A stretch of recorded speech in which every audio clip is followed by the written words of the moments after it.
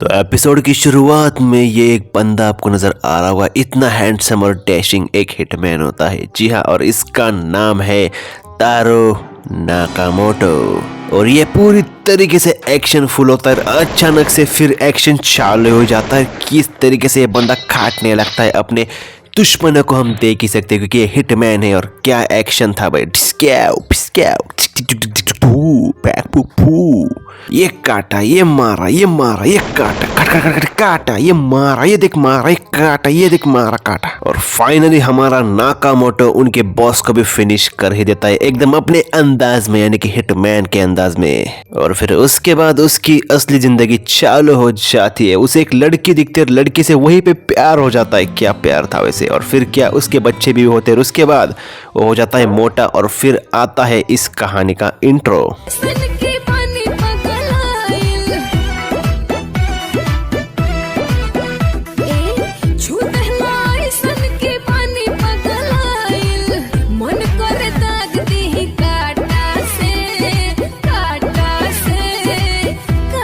तो इंट्रो के बाद आप सबका स्वागत है। हमें सबसे पहले इस लड़के को दिखाया जाता है और इस लड़के का नाम है शिन। और एक ही बात बता दो, ये लड़का काफी ज्यादा हरामी है और इसका जिंदगी का एक ही मकसद है, हमारे नाकामोटो जी को ढूंढना।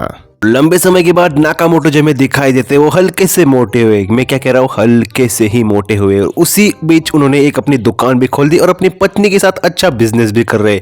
उसी टाइम पे एक बच्चा होता है, वो काफी ज्यादा मस्ती कराता है। ऐसे बच्चों को वहीं पे मार के काट देना चाहिए मेरे हिसाब से। पर नाकामोटो जी बहुत अच्छे तरीके से संभाल रहे होते। फिर अचानक से उनके दुकान के अंदर एक कस्टमर आता है। वही हो जाता है सबसे बड़ा हादसा। वो बच्चा इंक साले के कहाँ पे कर देता है आपको पता ही होगा, पर ये काफी ज्यादा बुरा था।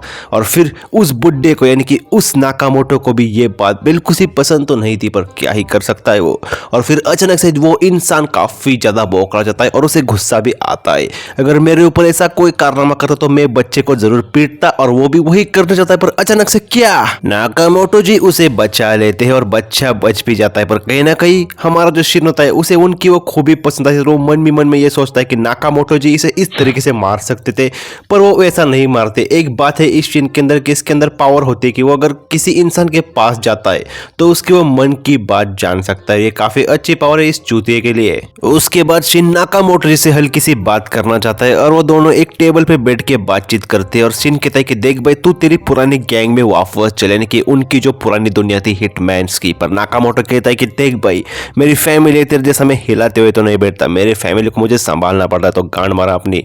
और फिर दोनों हल्का सा बातचीत करते। उस टाइम पे एक बुड्ढा आता है, नाकामोटो से कहता है कि भाई तेरी मुझे मदद चाहिए। और नाकामोटो की दिन भर की दिनचर्या हमारा शिन देखता है। नाकामोटो एक छोटी मोटी सी मदद ही करता है लोगों को और अपनी स्किल से उन्हें खुश भी करता है। पर शिन को ये बात बिल्कुल भी पसंद नहीं आती। वो कहता है कि चूतिए, तो इतना बड़ा हिटमैन था, तेरे ये काम कैसे हो सकते चूतिए। पर क्या कर सकते, नाकामोटो अब एक फैमिली मैन जो बन चुका है। फिर अचानक से शिन अपनी गाड़ी के अंदर आता है। उसे एक कॉल आता है और वो होता है उसके गैंग लीडर यानी उसके बॉस का। और बॉस कहता है कि देख भाई, तुझे कुछ भी करके नाकामोटो को जिंदा वापस लाना ही होगा या फिर मुर्दा, क्योंकि ये तेरा काम है। और नाकामोटो ने हमारी गैंग का रूल तोड़ा है, उसने उनकी गैंग का रूल तोड़ा होता है सिंपली।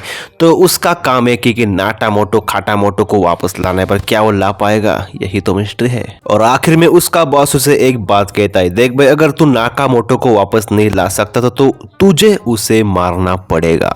और शिन फिर रात को तैयारी को लग जाता है, क्योंकि उसका फैन है लॉजिकली नाकामोटो का हमारा शिन, पर उसे अब अपने ही आइडल को मारना पड़ेगा। और फिर क्या सुबह हो जाती है और शिन गन लेके नाकामोटो की दुकान के ऊपर आ जाता है पूरी तरीके से हमला करने के लिए। और अचानक से देखता है तो क्या बंदूक चलने लगती है, धाड़ धाड़ धाड़। एक्शन पूरी तरीके से फुल फैक्ट था इस सीन के अंदर।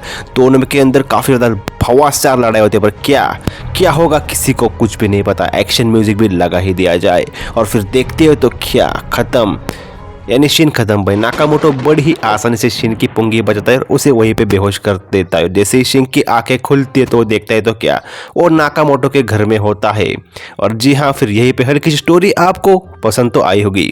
फिर शिन अपने बॉस के अड्डे पे आता है। बॉस उससे एक ही सवाल पूछता है कि भाई क्यों नहीं मारे तुम उस मोटे को। और शिन कहता है कि देख भाई, मैं उसका फॉलोअर और कहीं ना कहीं मैं अब उसे मारने भी नहीं वाला और तुम्हें मारने भी नहीं दूंगा। तुम्हें अगर उसे मारा तो सबसे पहले मुझे मारना पड़ेगा, उसके बाद क्या, बेन चोर लड़ाई चालू, धाड़ दौड़ धाड़ दौड़ धाड़ दौड़ धाड़ दौड़ धाड़ दौड़ धाड़। शिन पूरी तरीके से अपनी जान बचाते हुए वहां पे नजर आता है, पर क्या बॉस उसे मार पाएगा या नहीं, यही तो हमें जानना है। फिर अचानक से नाकामोटो आ जाते हैं अपनी शॉप के अंदर और फिर अपने हथियार निकालते जॉन विक की तरह, और फिर उनके बड़ी बड़ी बंदूकें आपको नजर आ रही होगी, पर वो चुनते एक छोटी सी गन, क्योंकि नाकामोटो के लिए इतना ही काफी है भाई उनकी GND गांड मारने के लिए।